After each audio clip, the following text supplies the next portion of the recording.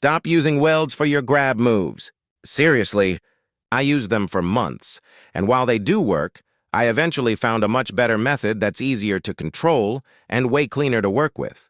So today, I'll show you exactly how I make every grab move in my games. Before I show you the new method, let's quickly test a grab using a weld constraint. Here I already have a simple server script inside a tool. All it does is clone a hitbox, place it in front of my character, and wait for it to hit another player. Once it gets a target, it grabs that player's humanoid root part and creates a weld constraint between us. So let's test it and see what happens. As you can see, the NPC is far away, so I have to walk a little bit to reach it. Anyways, as you can see, the grab works perfectly fine. The target follows me, everything looks good, but there's still something wrong. Yep, I'm walking slower. My character now has to carry both my own body and this guy's body. He probably ate a whole family meal on his own. So now I have to go back into the script and make every single part of his character massless just to fix that. And let's not even talk about what can happen when one of us dies or if you start adding more mechanics like ragdolls and other abilities. Once the two characters are physically linked together, things can get messy pretty quickly. So while this method works— Stop! What are we doing, gang? Come with me, I will show you a better way. First, create a local script. It can be inside the tool like I'm doing here, or really anywhere else as long as it runs on the client. Next, create a remote event inside replicated storage. Since both the server and every client need access to it, replicated storage is the perfect place for it. Now we're going to keep the exact same server script as before.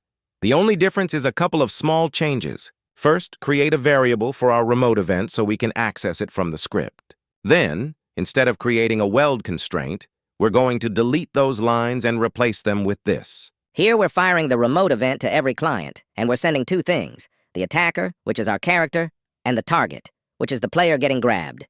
Make sure you send both of these because we'll need them on the client in just a second. Now let's switch over to our local script and actually use the information we just sent. Now over on the client, the first thing we're going to do is get our remote event so we can receive the information sent from the server. After that, we'll also get the run service, since we're going to use it to create a loop that runs every frame. Now, inside the on-client event, we receive the two things we sent from the server: the target and the attacker. Then we start our loop. Before starting the loop, let's get both of their humanoid root parts. One belongs to the attacker and the other belongs to the player getting grabbed. Now, we can start our render-stepped loop. Inside it, we continuously update the target's humanoid root part C-frame. A C-frame is basically a part's position and rotation combined. By updating it every single frame, the target keeps following the attacker's humanoid root part, giving us a really smooth grab without ever using a weld constraint. All right, let's test it on an NPC first.